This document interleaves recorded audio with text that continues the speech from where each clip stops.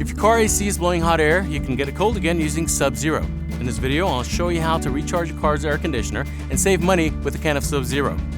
All you'll need is a pair of gloves and a can of Sub-Zero R134A refrigerant. Sub-Zero comes with either a T-valve or thumb valve on top. Both are otherwise identical and work equally well.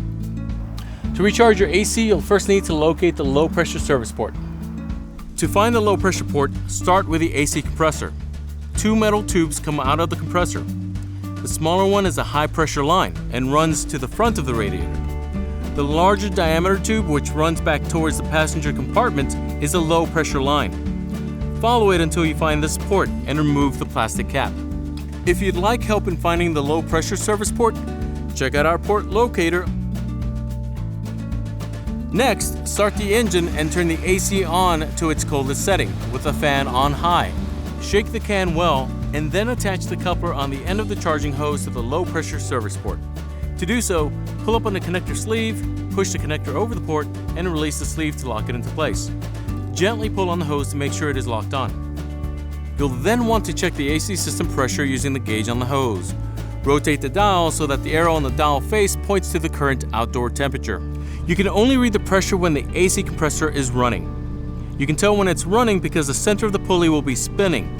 It's normal for it to be turning on and off. If the compressor does not come on, even though you have your AC running at max cool, it could mean that your system is too low on refrigerant. In that case, you would add a few ounces of Sub-Zero, as I'll show you in the next steps. If the compressor still does not come on after adding Sub-Zero, you'll need to take it to a professional mechanic. When the compressor is not running, the gauge will likely register in the red. When the compressor is running, you'll know the system is properly charged if the gauge reads within the V marked on the lens. If it shows the pressure is below that V, you need to add Sub-Zero. If your can has a T-valve which looks like this, you can begin charging the AC by turning the valve handle clockwise to puncture the seal on the can. Then, turn the handle in the opposite direction to open the valve and start dispensing Sub-Zero. If your can has a thumb valve like this, you simply need to screw the valve onto the can tightly and then press down on the lever to dispense Sub-Zero. As you're charging with either version, rotate the can every few seconds from the upright 12 o'clock position to a 3 o'clock horizontal position. Every 10 to 20 seconds, close the valve or release the thumb lever so you can check the pressure. If the pressure is still below the range marked by the V, open the valve or press the lever to continue charging. Once it does reach the correct range, you're done. It's important that you don't overcharge the system by going above the target range. Having too much pressure won't make your AC colder, it will actually prevent it from cooling at all.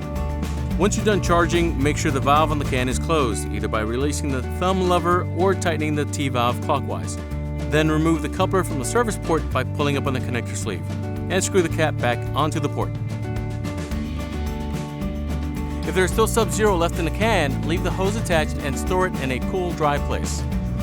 And that's it! You have a cool car again thanks to Sub-Zero. If you have any questions or need help, feel free to ask the pro or give us a call.